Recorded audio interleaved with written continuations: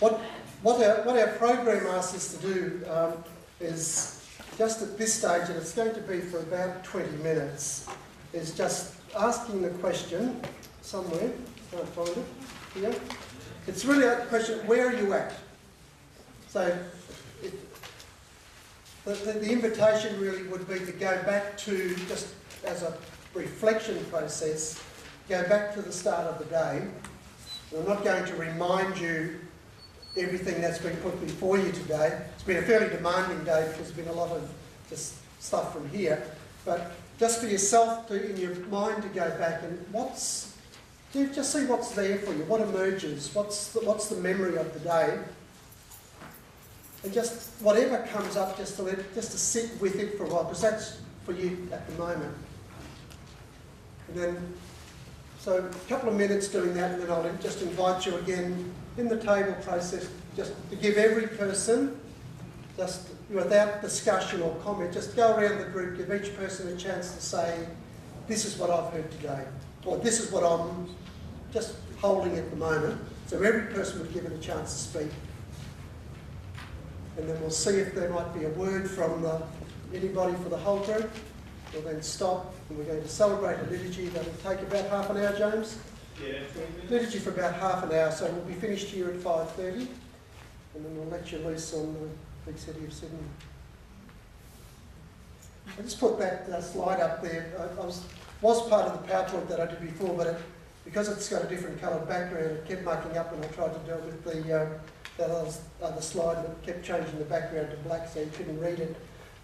But that's just a model of, it's St Anthony's Parish in Toowoomba, who had a very well-organised, structured parish priest and a very active community. And he drew that up as a structure of his parish.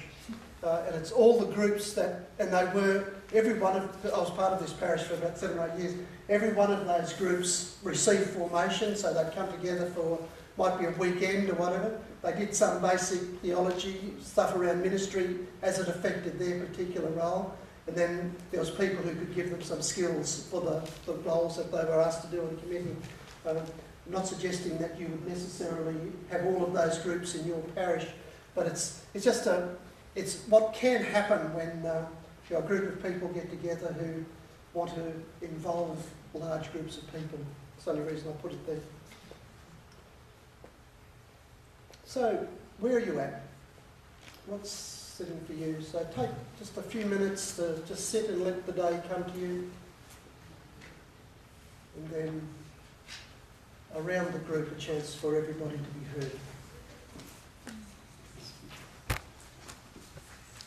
We have quite a diverse discussion at our panel. Chris shared with us that her spirituality as the thing which gives us value and how we live our life was where she was at. For Melissa, it was leadership and how it will actually happen inside the parish, specifically through groups of our parish. John shared with us that it was the fundamentals of your relationship with God and listening to the Spirit. It was an encouragement as a concept, both when here as a child and now as a mature adult, young fellow. As invigoration of trust, and you can be right age. And lay leadership was important for him as well. Brother Carroll shared with us that it was the comparative analysis that he was able to bring from understanding the operations and culture of the Archdiocese inside PNG, comparing it now to all of you here and back in Adelaide, and the differences in the focus of lay leadership being one where we try to empower volunteerism. And I thought that it was one sentence that was said earlier that stuck with me, which was time, talent and treasure, and the continuity of stewardship brought about through recognising that.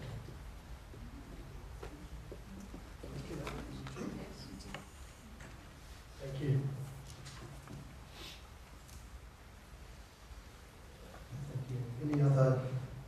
Anybody else would like to share a comment or a word?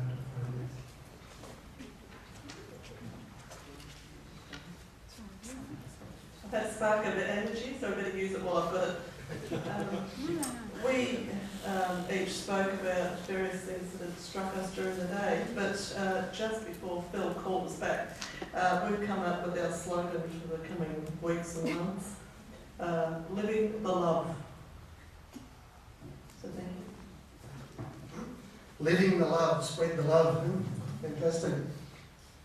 We'll be asking you tomorrow at some stage to consider what you're going to do when you go home, but you've already well on your way. Anybody else would like to share a word, a phrase, a comment? No pressure, but just about all done. The option, isn't it? I can understand. I get tired at the end of the day. There's something that we were just discussing here, that clearly leadership and working at parish level, and for us at this point in history, especially for lay involvement, lay leadership, there's something about the naming of the gifts of each person and the calling of people into roles or into ministry at parish level based on the gifts that you've got. And for some of you, some people, like some in the room, some are already in leadership roles, formal leadership roles. Others will be will need to come into those roles in over the coming years. And the question may well be, in terms of this preparation, who currently in your parishes, amongst the lay people, is preparing for that? And if there's not somebody, who could? If you looked around your parish and said, this person's got the gift for whatever, I wonder whether we could encourage them, mention it to them, encourage them to do their theology degree, do their counselling course, do their spiritual direction course, whatever it might be that they could be called to. Because if we just sit and wait, the old model was Father will look after it, Father does it. And sometimes we can be as complicit as some priests can be in nothing happening, because we don't take the lead and say, well, this person, you've got the gift, why don't you? We'd like to see you doing this. So I was reflecting that my experience is often we can be a bit reluctant to invite people to do things because we think, oh, they're busy, or we'd be imposing and all that sort of stuff. You think, oh, no, I'll just do it myself, or we'll just let it slip. My experience in leadership was that when you went to people and asked them, 9 times out of 10, they was, thanks for asking. It was the opposite to, no, it was thanks for asking. It's a real, they love to help. It's just a matter of somebody having the courage to step up and say, hey. And we heard some people really can do that much more easily than others, but I think most people are happy to be asked. If you're bad and silly like me, my motto from when I first started working was, to be a bit careful I say this, but it was to never say no. I said yes to, every time I was asked to do a job, my motto was, whatever I felt inside, my initial response was saying yes.